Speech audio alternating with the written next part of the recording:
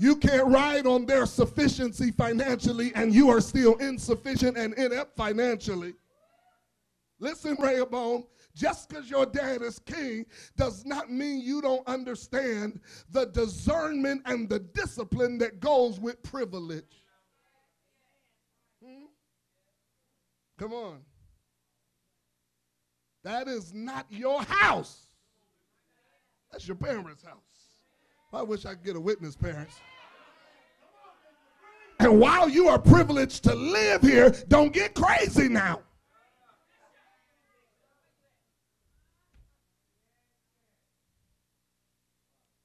You don't just get. You know, if your parents have you in their will and they leave you an inheritance, your life can be the same as it was, even though you get this windfall financially, if you're not prepared to receive it. Parents, I wish you would hear me today and have faithful conversations with your children. One day I am going to die, and I'm going to leave what I have, the little that I have, to my children. But if they don't have the kind of behaviors and practices necessary to maintain it, it would have been better for me to give it to somebody I didn't know.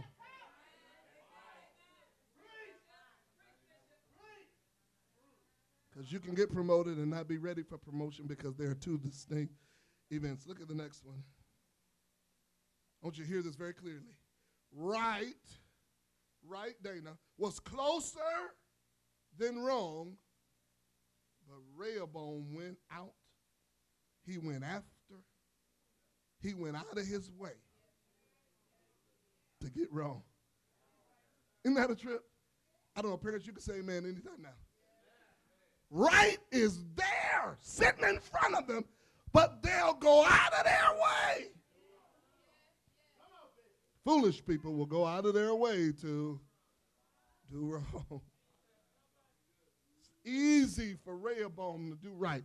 He's got the right kind of counsel. He's had the right kind of model. He's had the right kind of examples. He's seen the system work. It's right there, but he goes out his way. Listen to me. Who am I preaching to in here today? That understands that this is a life practice. Rehoboam is right here. Look at me now, everybody.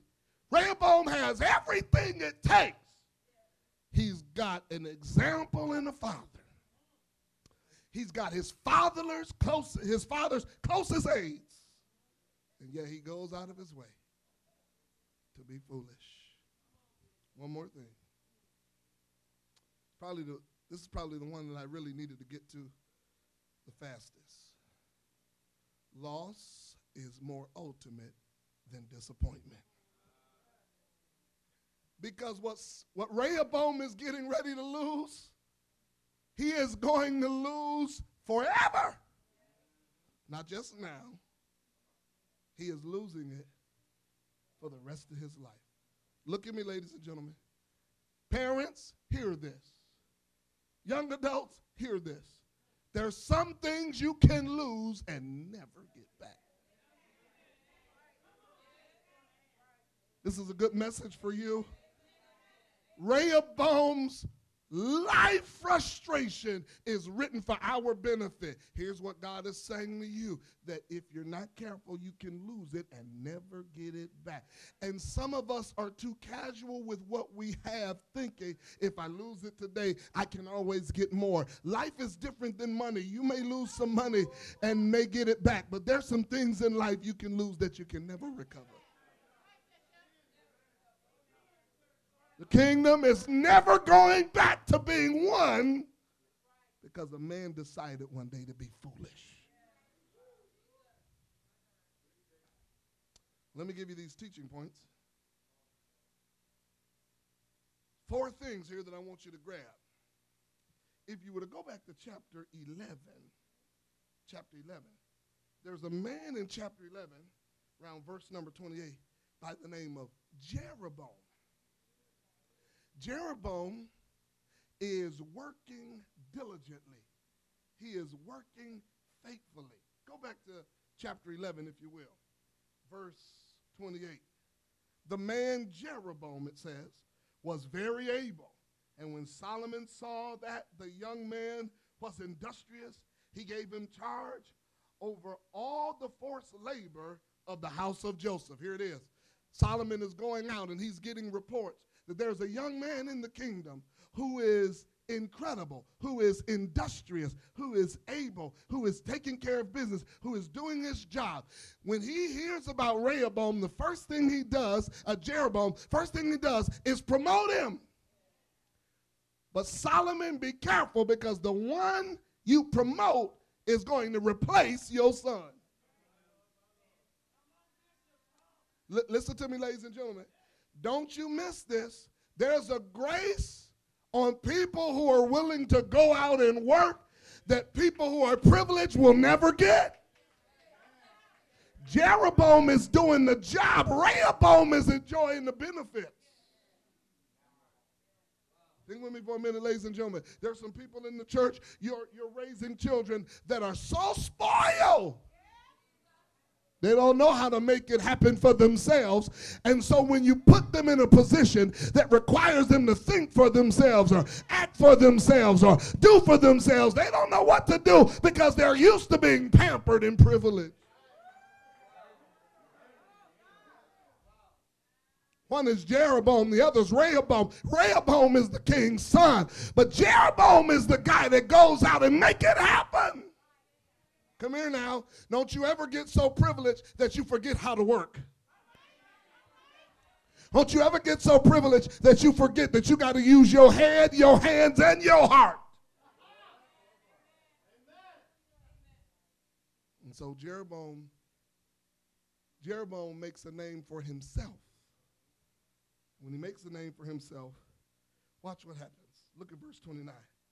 And at that time, when Jeroboam went out of Jerusalem, the prophet Ahijah, the Shilonite, found him on the road. Now Ahijah had dressed himself in a new garment, and the two of them were alone in the open country. And Ahijah laid hold of the new garment that was laid on him and tore it into 12 pieces. And he said to Jeroboam, take for yourself what? 10 pieces, for thus says the Lord, the God of Israel, behold, I am about to tear the kingdom from the hand of Solomon and will give you 10 tribes. Look at me. He is industrious. He is being faithful. He is particular about his work. He has the kind of skill and ability to distinguish himself. And on his way out of Jerusalem, he runs into the prophet, and the prophet says to him, God told me to tell you, I'm getting ready to let it fall on you. Could I just preach to a few people in here and tell you that some of you in here, you might not be liked, you might not be favored by people, you might not have their respect, you might not have their affirmation, but one thing you can say is, I do my job, and if you do your job, God will allow the favor to fall on you. Could you just holler down your row, there's a prophecy with your name on it?